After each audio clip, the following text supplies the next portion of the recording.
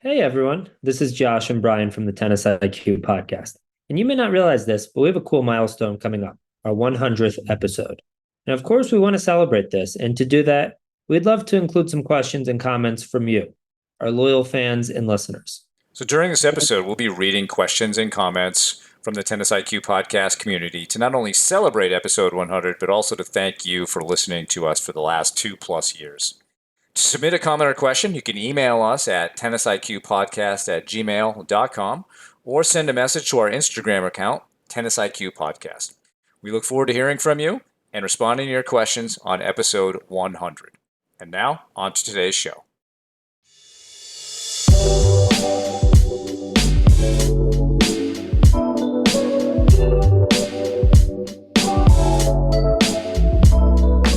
Hello and welcome to the Tennis IQ podcast. I'm Josh Berger. And I'm Brian Lomax. And today we are going to be speaking with two guests, Dr. Natalie Durand-Bush and Michaela Mishi-Papich. We're going to be talking about something called the gold medal profile for sports psychology.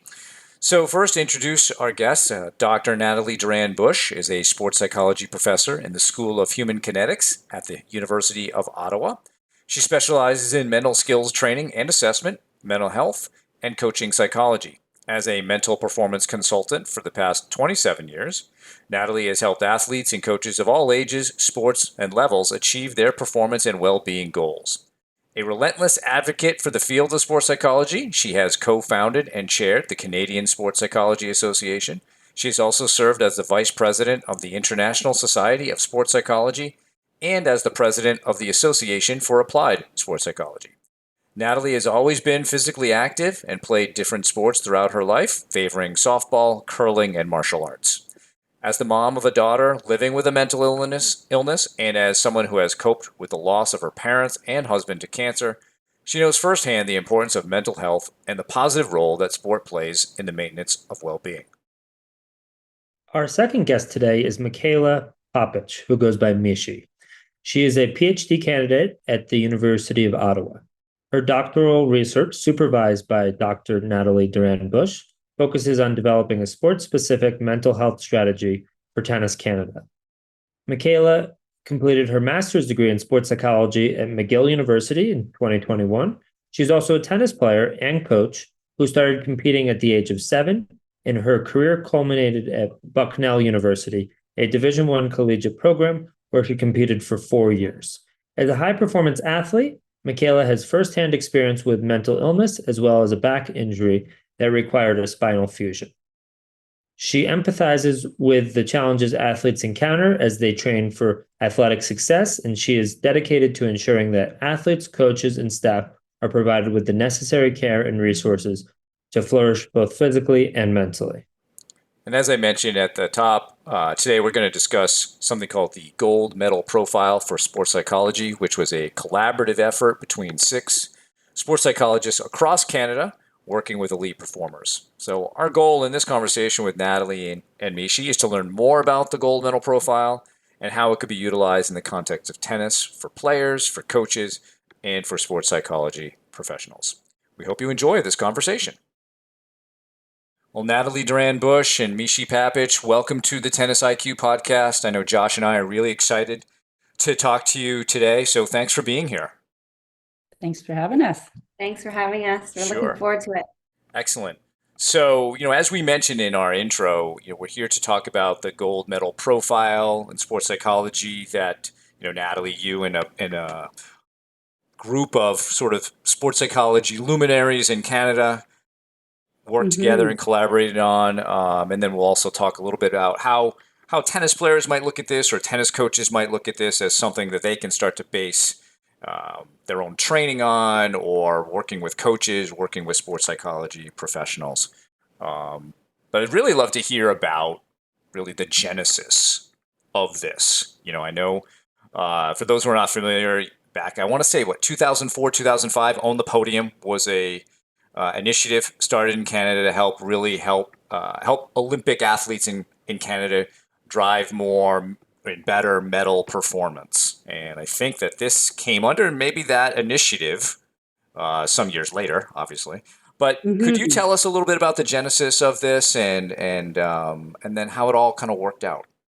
Sure. So yes, this is a project that was initiated by Own the Podium in Canada, and they are mandated to help with the development of high performance in sport, and they also fund um, and support financially our national team athletes and programs. And there's also a big aspect of what they do that's based on research. So they do a lot of funding with different research projects to advance our knowledge and understanding of what's required to win medals. So they had actually invested previously into developing a gold medal profile for other disciplines in sports. So strength and conditioning, nutrition, and they didn't have one for sports psychology. And I know that they had been talking about it for quite a while. So finally they said, okay, let's do it. We need this. People are asking for this. So at the time, one of the authors, Frank Vandenberg, was the sports psych lead for Own the Podium. So he took charge of that project. And basically, I think him and some of his colleagues recruited a group of people to be able to do the work. So I was fortunate to be invited to do this. And as you saw, there's 6 people involved, and many of us do, well, I think all of us do research. A few of us have university positions, so we're more involved in research than some who are working full time as consultants. And so there was a really nice blend of researchers and also practitioners contributing to this. So it was a 2-year project. So it took a long time, lots of meetings, lots of discussion and debates, and finally we were able to produce this. And the article that you read that's accessible is just it's actually a summary of the lengthy report that we prepared for Own the Podium that had a lot more information. So we had extensive information for them to especially to help apply this moving forward.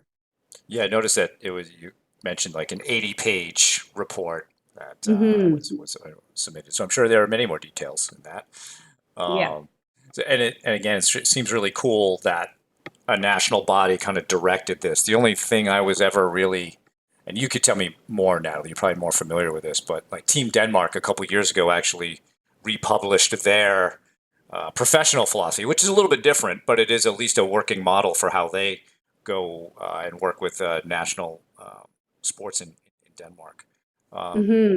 So I looked at both, and it was kind of interesting to do a little bit of compare, contrast, and a lot of good commonalities there. But they also talk more about how they work specifically because they are a team, right? Where this was different in a way. Yeah. Mishi, I'm curious with how you started to integrate maybe this work or learned about the gold medal profile. What were your thoughts when you first looked at this as a Division I tennis player who knows the mental challenges of that sport? What were your initial impressions of this? Well, I appreciated the effort to integrate the mental performance competencies because it helps anyone who's involved in sport with kind of some guidance and in what competencies to focus on. I particularly really like the coach-athlete relationship side. I think that is a really, really important part, which I'm sure we'll get into later. Yeah. But that relationship is so important in sport. And specifically with tennis, we know how close these relationships are. I mean, a tennis player relies so much on their coach. They're together for so many hours, so many years. So that relationship in itself is super important. But I was particularly happy with how mental health was incorporated into the GMP because I just think that's such an important piece of athlete development that's often not really spoken about or considered. And I think it's so important for athletic performance and long-term development. So I really, really liked the GMP. Yeah, I noticed the mental health piece and sort of my interpretation of the article, and I'm sure you both could expand on this further, is that mental health sort of fits in as an overarching piece or sort of a connecting piece maybe that certainly has a lot to do with performance and fits into the whole mental performance piece and the 3 different areas that were covered. Could you guys expand a little bit more about sort of how mental health fits into the entire picture? Sure. Well, just as someone who's done a lot of research in the area of mental health and performance, and also all of the recent work we've been doing with the Canadian Center for Mental Health and Sport, I mean, I couldn't see a new model coming out without acknowledging the role of mental health and the way that we're presenting and speaking about mental health in sport in Canada. I would say the last couple years, like so much work has been done in this area is we present mental health as a performance indicator, as a performance variable. And yes, it's an overarching construct in the model, but it's intertwined with every competency. And the way I like to explain it when people ask me that question is when you look at the definition of mental health, especially from the World Health Organization's perspective and Keyes. I'm not sure if you're familiar with Keyes' work and Keyes' dual continuum model. I mean, mental health is talked about as a state of well-being that leads to positive outcomes, but at the foundation of that is your ability to feel, think, and behave in specific intentional ways. And when you look at mental performance and the definition of that construct, it's a capability to use different cognitive processes, different mental or self-regulation skills to be able to perform and adapt to your changing environment. And at the core of this, again, you find your thoughts, behaviors, and emotions or feelings. So we're working with the same foundation here. And so there's overlap, because when when you're not able to regulate yourself, including what you can control, your thoughts, emotions, and behaviors, often this leads to more negative outcomes over time, which then has an impact on your mental health state. And we know that if this continues for a persistent period of time, that this could lead eventually to mental illness when the environment isn't there to or it isn't appropriate to be able to address this. There's not enough support.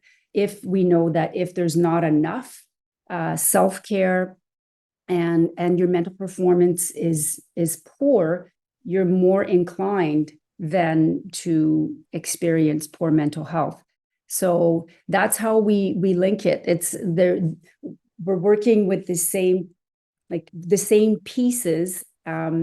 And we know also, just with recent research we've done with some of our national team athletes, looking at the impact of COVID, we found in that particular study that athletes said who, if they had high mental performance coming into the pandemic, they actually coped better and had better mental health. On the flip side, athletes who had poor mental health and didn't have good mental performance or didn't invest a lot of time in developing that, they actually perceived to cope a lot, with more difficulty with the pandemic. And so we're already starting to see even some links in relation to the pandemic. So it's a no-brainer. It's in my view, it's easy to show the links between those two constructs. And the quicker people accept and acknowledge this and actually work toward maintaining and improving mental health, I think the better everyone's going to be in sport. Yeah, I love how you are framed that, Natalie, because I think as sports psychology professionals, we want to talk about really mental flourishing and feeling that health piece. But at least in the United States, it seems every time there's a media article about mental health, it's more on the deficiency side. Yeah, that's interesting. Yeah, and it becomes, I think, so mental health, we're calling it mental health, but it's really more about a deficit, and it becomes sort of pervasive in the athlete community. And I'm curious, how do you guys find athletes reacting to that term, and do do you need to reframe it so that they get what you're really trying to achieve? Well, do you want me to just say something, Michelle, and you can Sure. jump in? So I think one of the things that we're trying to do in high performance sport, everyone involved, we have a lot of different task forces and different groups, is we need to reduce stigma. And part of reducing stigma is actually calling a spade a spade. So if we're trying to hide from the language and the realities by couching them and using different terms, I don't think we're going to be able to reduce that stigma. Mental health is mental health, and it's a state, like I said, it is defined as a state of well-being. So you can use those two terms interchangeably, and some people might resonate more with the term well-being, and that's great, that's fine. But we are trying to educate the sport community that if we want to reduce stigma, we need to normalize mental health. We need to be able to talk about it. And in Canada, maybe not the same in the States, like you said, mental health is a positive construct. And it's important to show the difference between mental health and mental illness, which is the what you're talking about, more the more negative or debilitative side of this. So lots of education done to be able to use appropriate language. Yeah. I was going to say, I love thinking of mental health as a resource. And I find it so interesting because when you say physical health, there isn't that stigma. But to me, physical health and mental health, it's all one, it's health, right? And I think making it very clear that mental health is a positive state to reduce that stigma is really important. So explaining what is mental health, what is good mental health, what is moderate mental health, languishing mental health, what's mental illness. Creating that education is step one. The other thing I know Nat and I have spoken a little bit about is how some articles kind of say, if we focus so much on mental health, we're not going to focus on mental performance. But that's not what we're trying to do here. If we're focusing on mental health and improving mental health, we're going to allow athletes to perform better and stay in sport longer. So it's about kind of just normalizing that conversation and really explain how improving mental health is a good thing and it's not taking away from performance. That I think that definitely makes sense. So could you guys talk a little bit more about about the gold medal profile and the different constructs and how I know you both expanded on the mental health piece, but how could you lay out a little bit about each of the different constructs involved? Sure. Well, after working, this is my 27th year as a practitioner, we know that there are multiple you can call them mental performance skills or mental training skills or just straight mental skills that are important in sport. What we did was we brainstormed based on what we know of the literature, what we know in our own private practice, working with high performance athletes, brainstorm a list of these skills. And then in our case, we wanted to broaden a little bit the word skill. I don't know if you picked up on that, but we're really talking about competencies, and competencies, involve more than just the particular skill. It's knowledge, it's your attitude, it's a more overarching construct that would explain your ability to know and use that particular aspect that we're talking about. So we did a brainstorm. We looked at the literature, especially pertaining to high performance sports. So looked at all of the sort of the traditional and the more contemporary works in that area.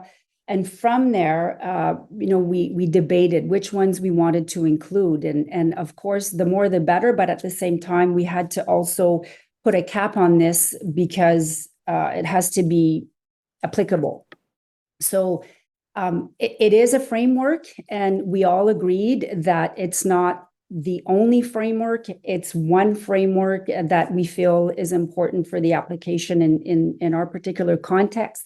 And we also think it's important to adapt it based on whatever situation you're facing with your clients or whatever context in which you're working. So in that sense, it's not necessarily the final model. Like, we see other iterations as things evolve in sport and as science evolves as well.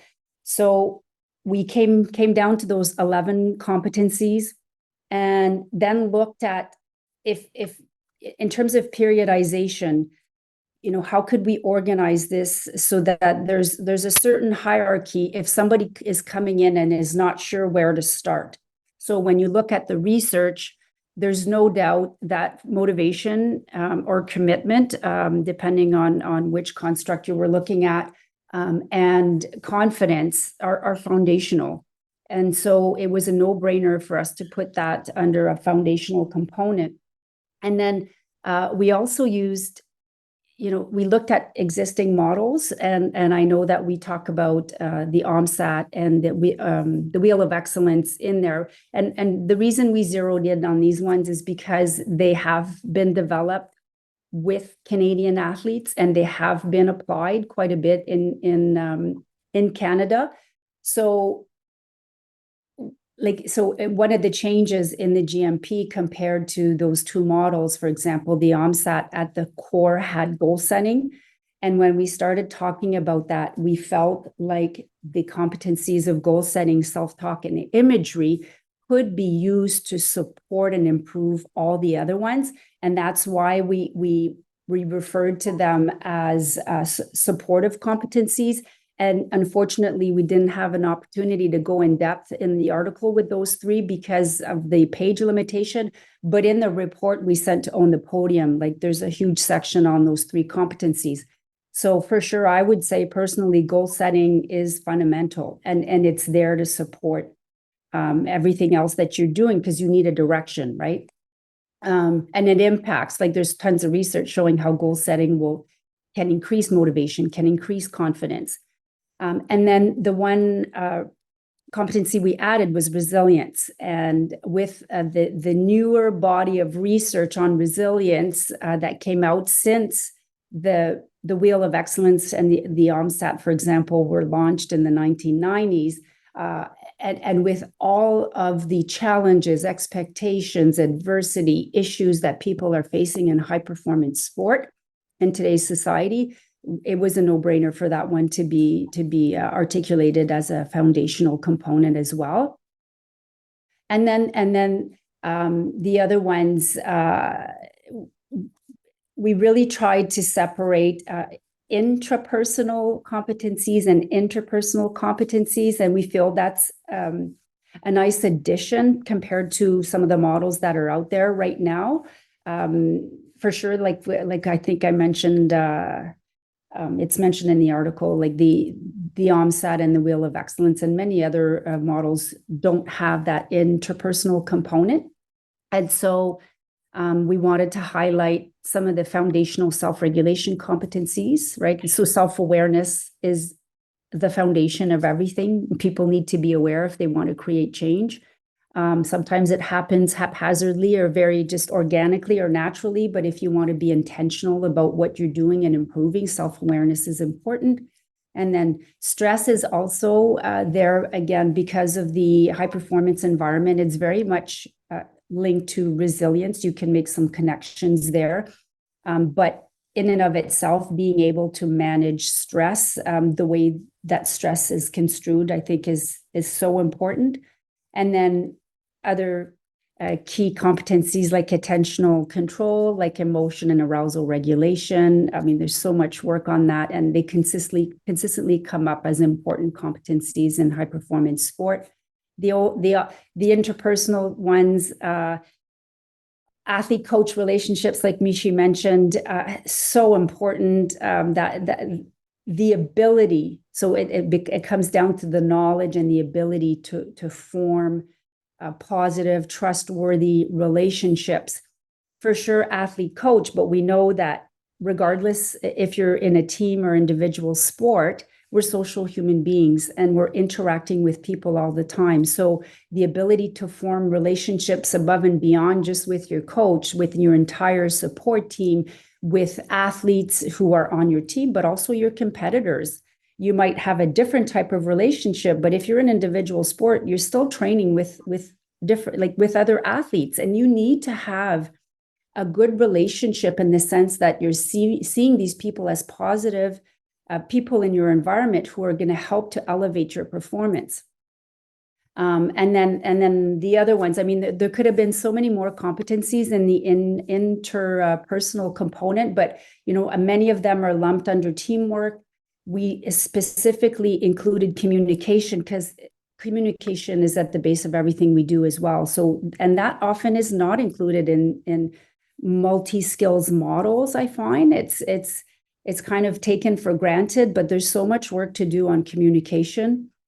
And the other one was leadership. I think in this day and age, what we're seeing is in high performance sport is people lead in different ways. And not only coaches, but athletes are expected to fulfill different roles, whether it's formally or informally. And doing some work in the area of leadership is in my view, paramount to help them succeed. Yeah, I love the interpersonal piece. And Mishi, you talked about that before. When we watch even just professional tennis, you see the people in the box. And for the best players in the world, there's been a lot of stability in that box. Coaches for, years and years, maybe even somebody that they knew when they were a kid. Rafael Nadal has been that way. Carlos Alcaraz, Novak Djokovic, long-standing relationships in their teams, and such an important part of that. Josh and I actually did a communication episode on doubles, and how to communicate as a winning doubles team. Now that might be go into the teamwork piece, but there was a really great article about breaking down different types of communication that doubles teams may engage in. Sort of task-oriented, non-task oriented, acknowledgement, etc. So we know that that's really important. But I want to get your perspective, Mishi, on the other two areas, the fundamental areas and the self-regulation piece, just from your own experience as a high-performing tennis player and also a college tennis player, because there's perhaps some extra dynamics going on when you're playing on a college team as opposed to you just playing tournaments individually. Mm-hmm. Well, I wanted to jump on the interpersonal piece just because we were just talking about how, tennis is an individual sport, right? You grew up playing singles, you might play some doubles. And if you go to college, you're now on a team. And you're on a team of 8 to 12 players. You have captains, co-captains, so there's leadership there. Everyone has a different role on the team. Communication is important. So I found that was an interesting transition, playing in an individual sport my whole life. Didn't play that much doubles, but then now all of a sudden I'm on a team sport. So I felt that was really interesting. I always thought of tennis individual, but I think to Nat's point earlier, we're social beings, and these are important competencies regardless of if it's individual or team sport, right? In terms of self-awareness and emotion regulation, those are huge. A tennis player is on a court for 2.5 to 3 hours. I think it's so important that an athlete feels comfortable in their mind, right? They're going to get frustrated, angry, happy, excited. Being able to kind of regulate that arousal is key. I think also having the coach on the sideline is really interesting because you can feel their body language. I love watching professional players and watching the coach and the way they're kind of, now you're able to communicate with players, but you can feel in the coach's body language how they're affecting the player. And that's another component. It's not really fully individual now. You've got a coach there. So I like that piece. Resilience has to be one of my favorites. I think resilience is an interesting one for me. I think it's so important to teach athletes to be resilient. Starting at a young age, if you're a high performance athlete, you're managing so many stressors. You've got your personal life, your academics, and your sport. And when you look at that resilience model, it speaks to having a situation and then how you appraise a situation cognitively. And to be resilient, you need to view that situation as a challenge. And what I find interesting about that is I think there's opportunity there to also speak to the side of when the challenge is too much. It doesn't necessarily mean the athlete's not resilient, right? So I was talking to Natalie yesterday about examples like Kobe Bryant, who tore his Achilles and then went back in to play basketball. And everyone was like, wow, how amazing. It is amazing and it shows resilience, but it's also dangerous to compete when you're in when you have a physical injury or a mental injury. So as much as I like resilience, I think we have to be careful with how we use it to not send the wrong message to an athlete. Yeah. Well, I mean, from a mental health standpoint, for sure, there's limits, right? So yes, I think coaches play a huge role in offering opportunities and pushing the boundaries to develop resilience. But we also have to be aware of the signs and symptoms when somebody is really, really struggling and needs that additional support. So there's an opportunity to talk about resilience and mental health hand in hand. It's funny because I had a parent reach out to me not too long ago, telling me that their son didn't make a particular team. They went to a tryout and was devastated. And she said, I don't know how to support him. And I said, this is the perfect opportunity to work on resilience. I said, people will face all these different setbacks and they can see it as failure because they didn't make the team, but you can certainly help them reframe that into something that's more facilitative. And I said, use this as an opportunity to build, to cope with adversity and overcome it, because athletes need this to be able to develop resilience to deal with a high performance sport and everything that comes with. So she was like, oh my God, I never thought about it that way. That makes sense for sure. I'm going to have that discussion. So it's just an example of a quick way to be able to turn a very difficult experience into something to learn from. Well, I think that's the key, right? And there's resilience within a competition. So, like in a tennis match, I'm down 5-2 in the third set, and can I kind of rally and come back and look at that as a challenge and not just kind of coast or mail it in. But then there's what the example you just gave, Natalie. All right, there was kind of a negative experience overall, and now the resilience that goes forward in our career, right? And if we can look at that as, yeah, we learned from that, and we try to get a little bit better the next day, and then the next day, because what I talk about with my athletes is it's not so much about having to win today. Right? I really want you to learn today, but the goal is, right, you developing into the best athlete and player you can be. So today's experience, whether you won or lost, is a valuable one in that path. And as long as you gave it your all and you always kept fighting, then it's kind of a win. We just go on and learn from that. But it does take a while for people to grasp onto that because, Mishi, you probably went through a college recruiting process to a certain extent when you were in high school, and that's a really pressure-filled time for a lot of players.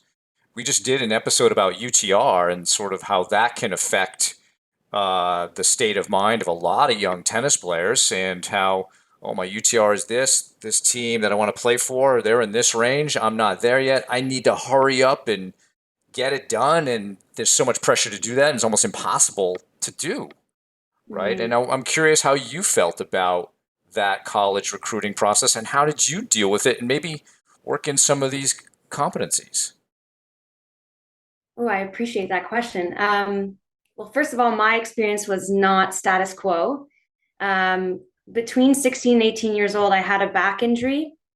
Well, it started at 12, but I stopped playing tennis from 16 to 18 and then had a back surgery. So I actually didn't have a ranking when I was applying to the States and went to a recruiting camp.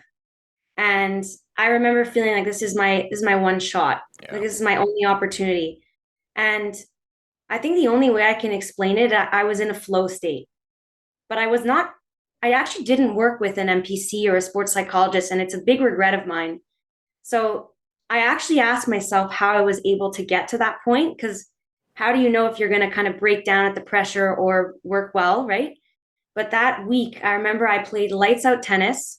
I came home with blisters all over my feet. And then when I came home, I couldn't play for 2 weeks because I was exhausted. So, to be honest, I can't explain what happened. I felt like I just exceeded expectations and played really well. And that wasn't very typical for me. I found it really hard to manage stress. I was someone that got really nervous for matches. I had to really slow my pace down between each point. As a kid, you'd see me walking really quick, like you'd know if I was losing because I was walking really fast. I had to really slow myself down. Otherwise, it's like the match would go by in 20 seconds. But yeah, I appreciate that. It's a tough time. And in those final years, as you're approaching grade 11 and grade 12, you feel the pressure coming and you know, I need to have a good ranking. I need to have good grades. And I think that's where having a good support system is really important and making sure the coaches aren't putting too much pressure on performing. Same thing with parents being there for their child. I mean, it just like you want your child to do the best, but you don't want to focus too much on that performance aspect. And hopefully having that approach allows them to flourish and do well.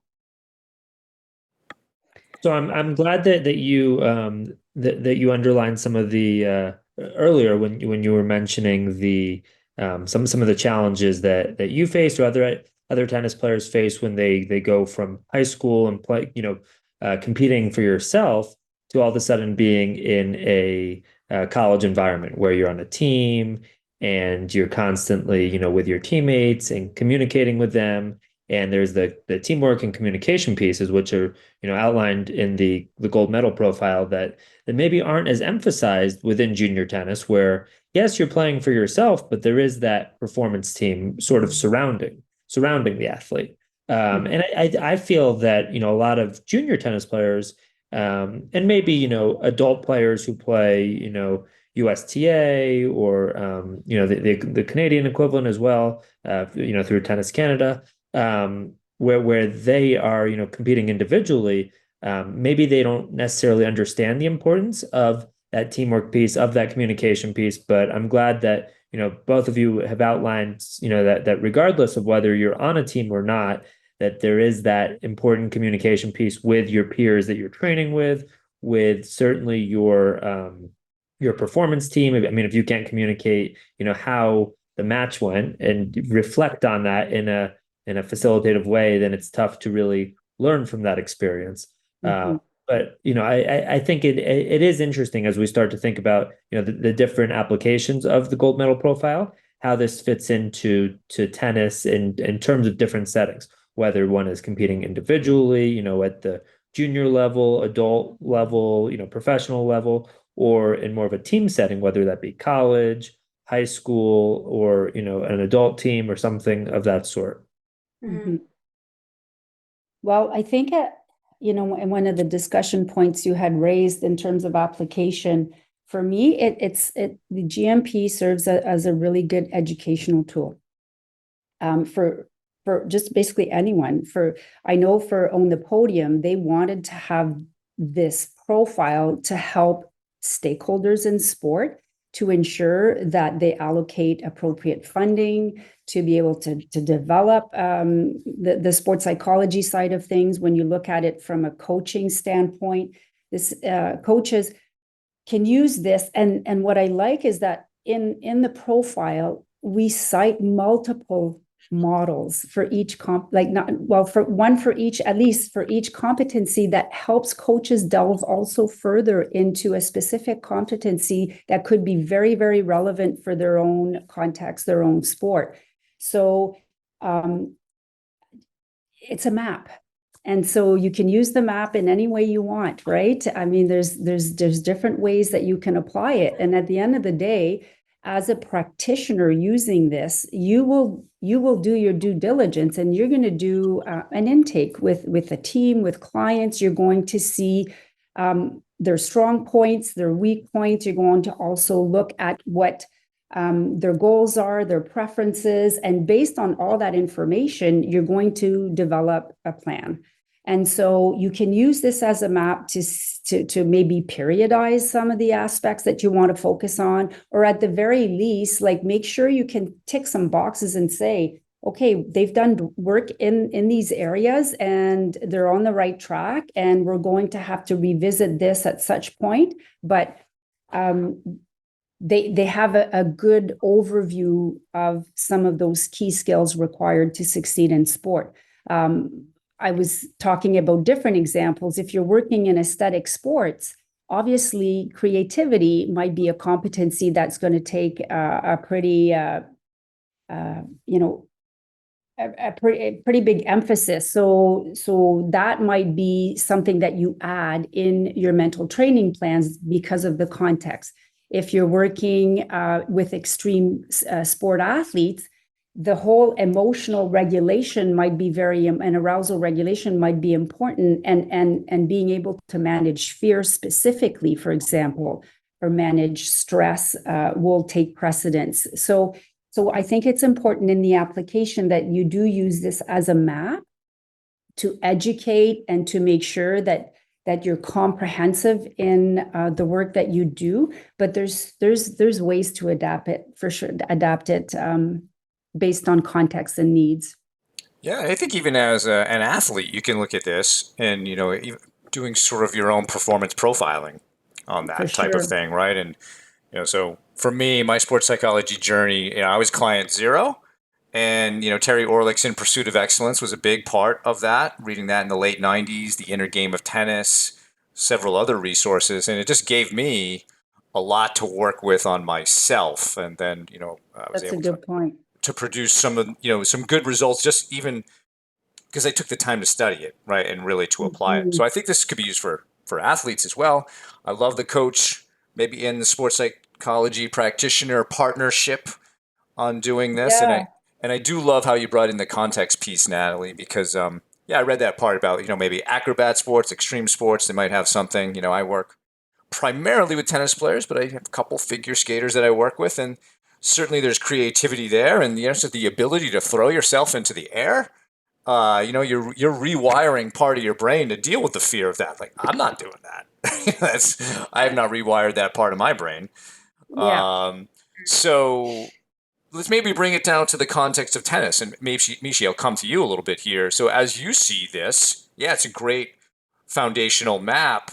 If you were working with a player, what might be some things that you would bring in to support this map specific to a tennis player?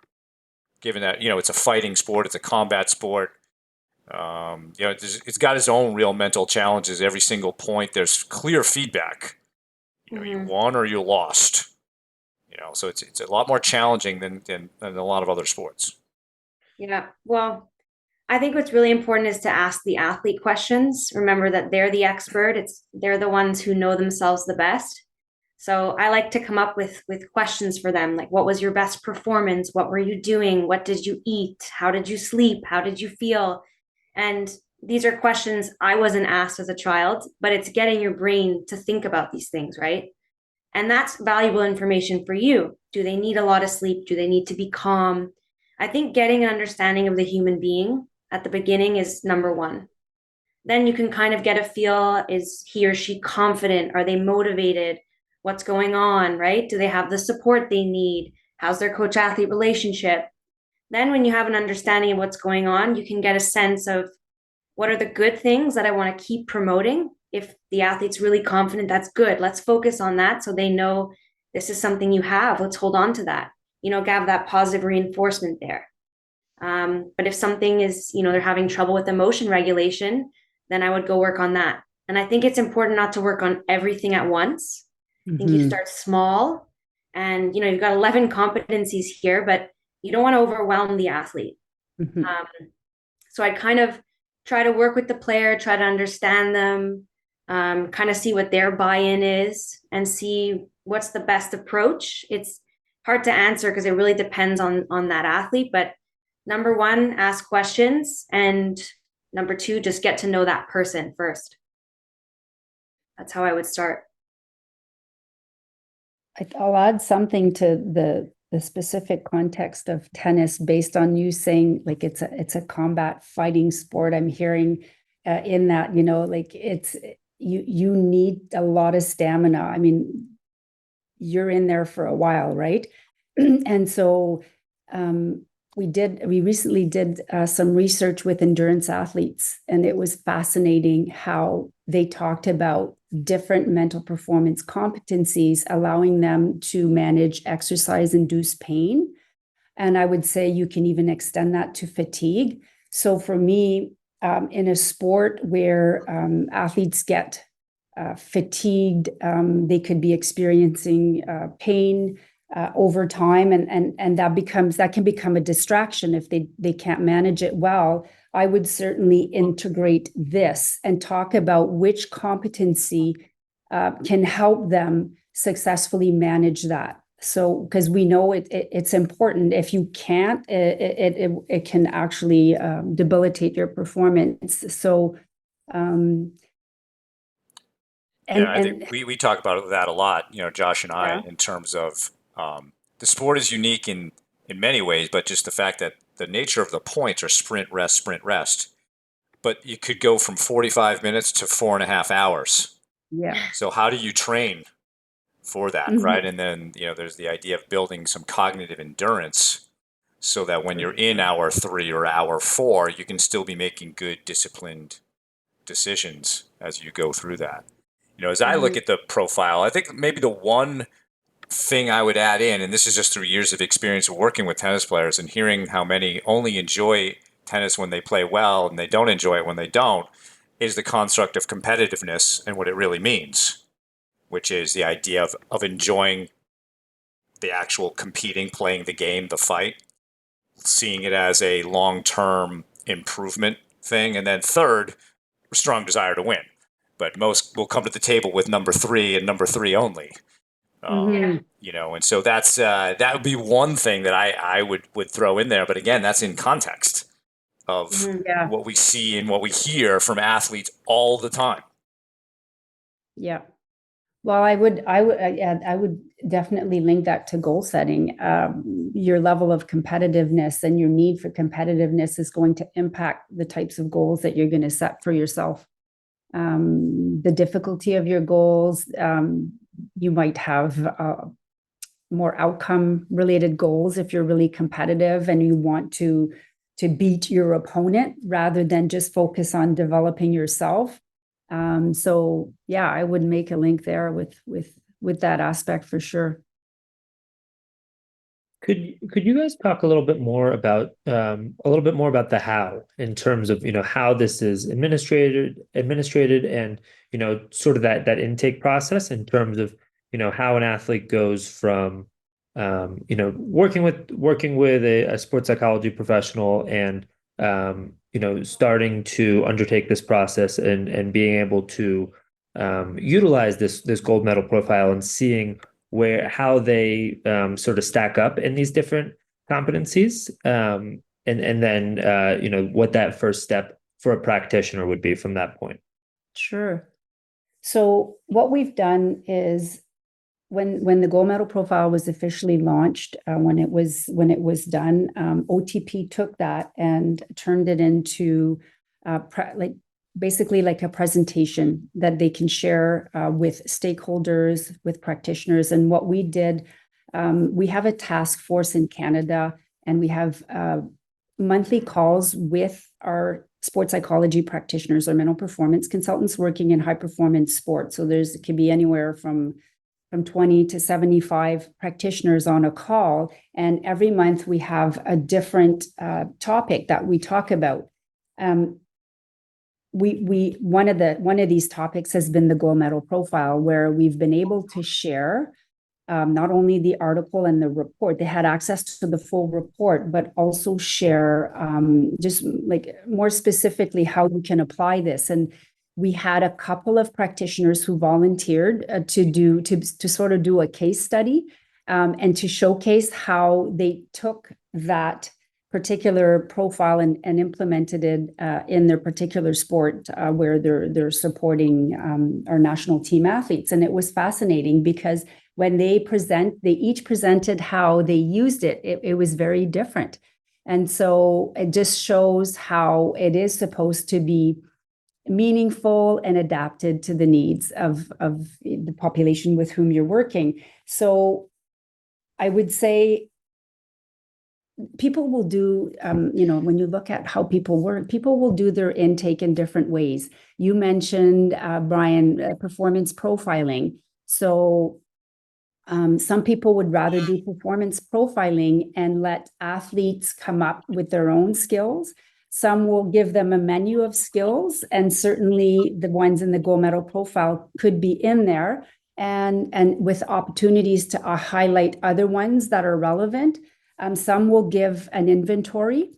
And then we also provided with the profile, when we submitted it to Own the Podium, a rubric that coaches, athletes, and support staff can use to start getting an idea of how athletes are faring with the different competencies. And what's neat when you look at that rubric is people have to rate their level of competency. So you have the coach's rating, you have the athlete's rating, and you might have the MPC, the mental performance consultant's rating. And then you're able to have that data to discuss and then decide, okay, like what are we including in this athlete's plan here, and what is going to take precedence? So in other words, how are you going to periodize this? Because Mishi mentioned, you can't do everything all at once, and that's really important. So depending on, let's say, the important competitions coming up, I think that needs to be factored in. Like the training schedule, the competitions. We know when we look at periodization in sports psychology that in terms of volume versus intensity of training, that can vary depending on where the athletes are in their training and competitive season. So I think all those factors should be taken into consideration when you're trying to identify which ones you're going to focus on. And from my view, because some of them are foundational, those should be kind of revisited very, very often. They're at the core, right? And they're so linked to everything else that even though you might be working on self-talk, for example, we know that directly impacts your focus, it directly impacts your confidence and your motivation, depending on how you're talking to yourself. And so it's so easy to make those links during the different sessions that you're having with your athletes, and you're helping them make the connection so that they can also be aware and manage that effectively. So that's, like I still think it's important to be true to yourself as a practitioner when you're using these different tools, and even some like just tests, questionnaires. In my own personal intake form, I have two sections. I have one that gives them an inventory of pretty much all types of all sports psychology skills or competencies that are important. And I ask them to rate it based on how important they feel it is and how much they want to learn about this. And then I have another section where I'm asking them to rate themselves based on the current challenges that they have. And then when we go through that, we obviously debrief that. And then at the end of the day, I'm going to ask them, where do you want to prioritize your time? Where do you want to start? Where do you think it's really important to start? And when I get that complete picture, obviously I can make suggestions as well based on what I know of these competencies and how important they are. So together we come up with our plan. And that's just my way of doing it. But it's definitely more than what's the expression, or many ways to get to Rome, right? So sure. Yeah. So I'm hopeful that people will keep that in mind. Yeah. So, go ahead, Mishi. Yeah, I was going to come to you anyway, but yeah, please. There's something else I want to add. I think it's important also to emphasize that coaches can also incorporate teaching these skills into their training environment. So one example I really liked at Tennis 13, when I worked with Robbie Menard, they had about 6 courts outside and so many athletes that sometimes you'd have 6 athletes per court or 4 athletes per court. So when it came to match play, if you're playing singles, in an ideal world, it's one-on-one, you don't have to switch. But the reality is we didn't have enough courts. So some courts had 2 players, some courts had 4. Sometimes they would purposely put 6 on a court and leave 1 court open. And the athletes would get really frustrated, like, well, why are you doing this? So then to make it even more complicated, well, first of all, I should specify that you have a match going on, then you'd switch.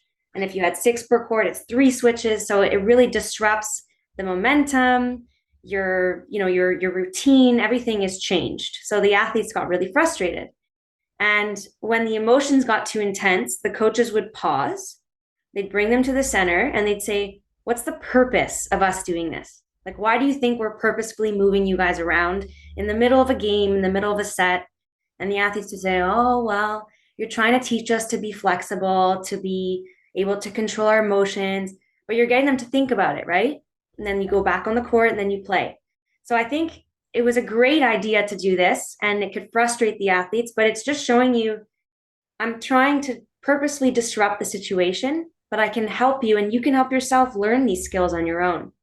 So I think coaches can be creative and try different routines and exercises, and some might not work, some might work well, but I think it's also important to have that debrief at the end. Or if things get too emotional, it's okay, just take a second and have a conversation. So I think there's so many opportunities for coaches to incorporate this into practice. Yeah, absolutely. And right there, you're also helping them deal with the many adverse situations that will appear in a match and giving them a tool to deal with it rather than just saying, well, that happened. And then everything, went south from there. So I think that is something that a lot of coaches can certainly benefit from. In some of our communication, you guys mentioned that maybe doing some work with Tennis Canada, or there's a proposal to do some work with Tennis Canada. If you can talk about that a little bit, that'd be great. Canadian tennis, especially at the pro level, has been quite successful these last few years. And hopefully that will continue, and whatever magic is going on, you guys can help support that a little bit more. But yeah, if you could talk a little bit about some work with Tennis Canada, that'd be wonderful. Well, I think there's an ongoing joke that there's maple syrup in our water, and that's why the athletes are doing so great. So that must be why. But I mean, yeah, Tennis Canada in the last few years, it's been so awesome to watch the work they've done. Of course, I forget his name, but they hired a coach from France a couple of years ago. Do you know his name? I don't know off the top of my head. I should. But he just I mean, everyone's involved. It's a team effort, but he did a great job in the last few years developing these players. And it's also been nice to see Bianca express that she's struggling with mental health, and so many other athletes. And there's so much going on, and it's an exciting time for tennis and for Tennis Canada.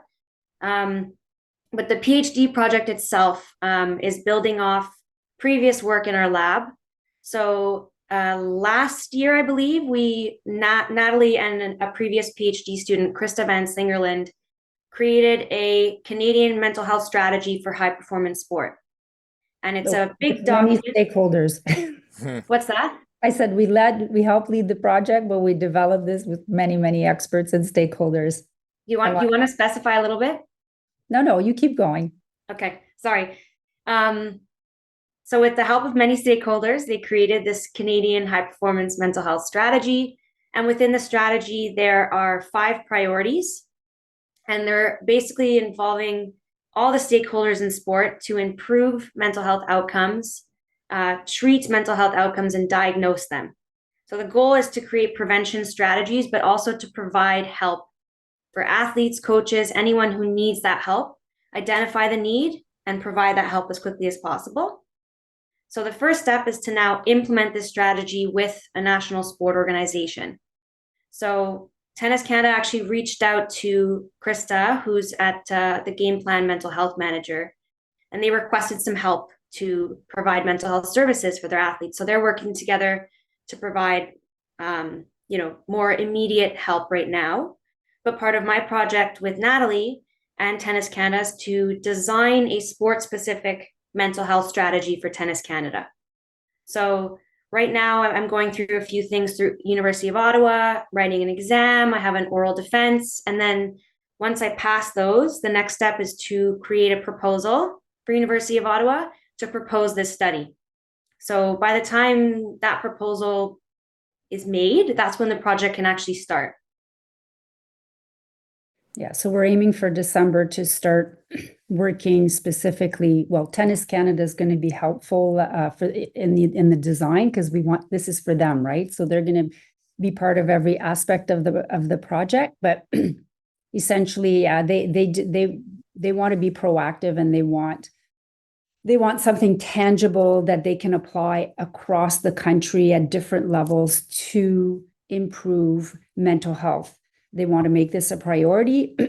And we know, just based on our discussion today, we know that mental performance is an important construct related to mental health. And this is why a part of our conversation will be to include mental performance as a variable in the project, because it serves as a protective factor. So we see, we see the potential to include this work on the GMP with the mental health project, along with other types of models like the ecological framework, to make sure that we're taking care of every person, every stakeholder in Tennis Canada at different levels. And it'll be very, very exciting. They're on board based on our conversations.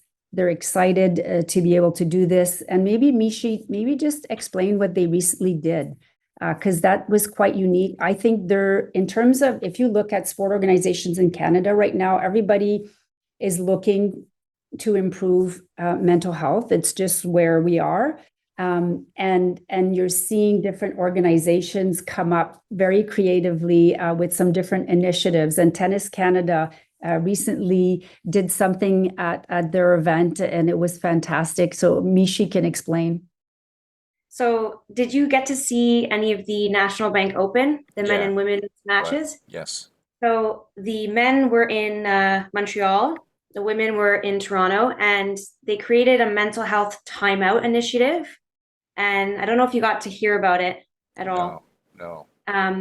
They advertised it so well on the grounds. It was awesome. But Bianca Andreescu is the ambassador of the initiative. And it was basically just to highlight that mental health is important. And they created a separate space for the athletes, where it was a quiet space. They could go for recovery, for yoga, to meditate and just relax. And it was a really serene room. The athletes really liked it. And they also had one-on-one mental health services for athletes. So it was really awesome to see that. And I think you could put little notes into a box to write to the tennis players to wish them good luck. And it was just so well received. And I felt like a lot of people liked it. And the athletes gave they said they really liked it. There was good feedback. So I'm happy that they're making these initiatives and trying to make a difference in that regard. Mm-hmm. Yeah, that's really exciting. And especially the way that mental health is framed in Canada. I'm also a big hockey fan. I grew up a Montreal Canadiens fan. So I know that like every year they have that Bell Talks, and there's like a mental health day around hockey and other aspects of Canadian sport.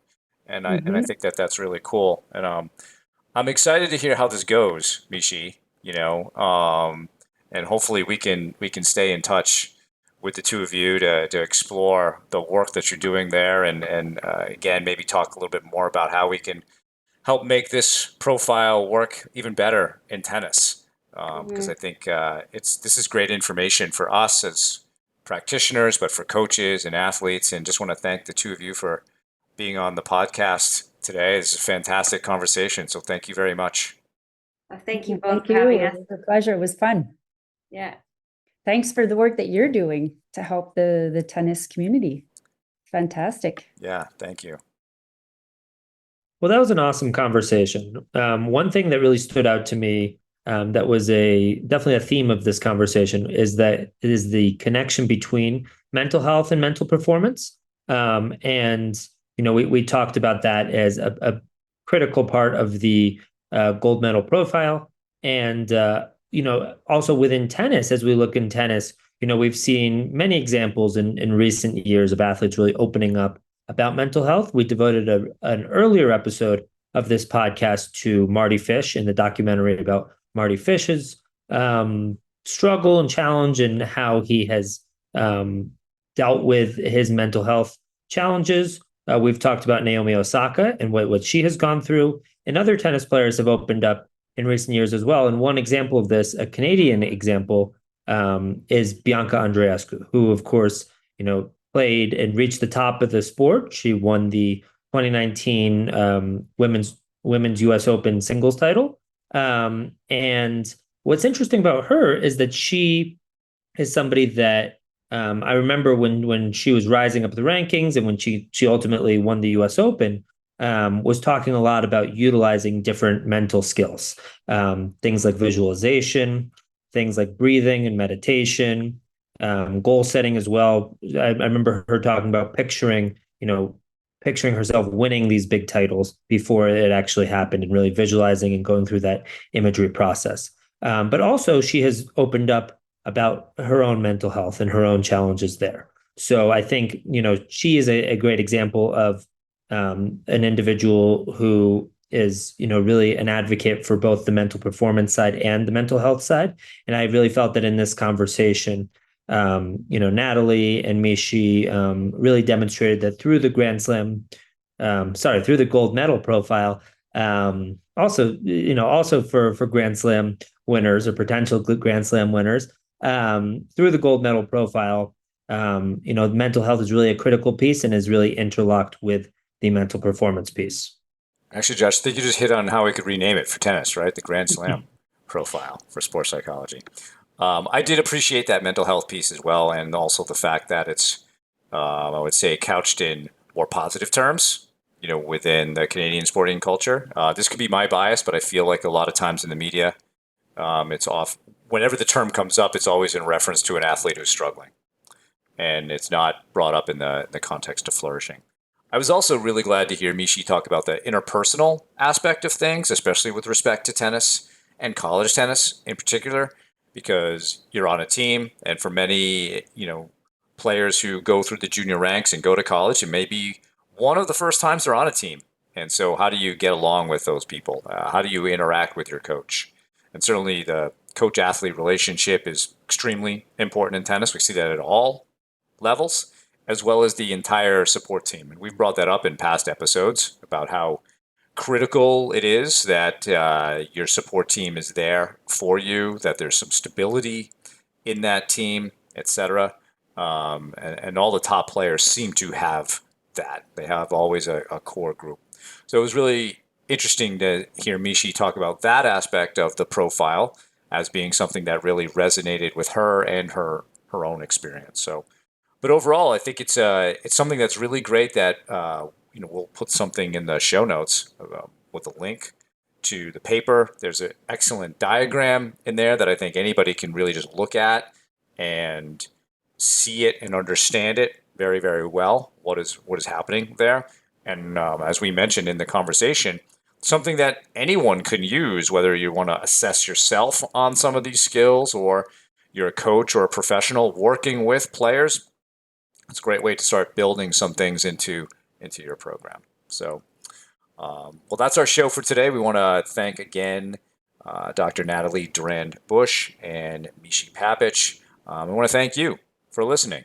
For more on today's episode, please check out the show notes. If you have any feedback or questions for me and Josh, please email us at tennisiqpodcast@gmail.com. You can also use the Twitter hashtag tennisiq. Additionally, please subscribe to the show on your podcast platform of choice, including YouTube, so you can be notified of new episodes. You can also check us out on Instagram. Thanks again, and we'll talk to you soon in our next episode.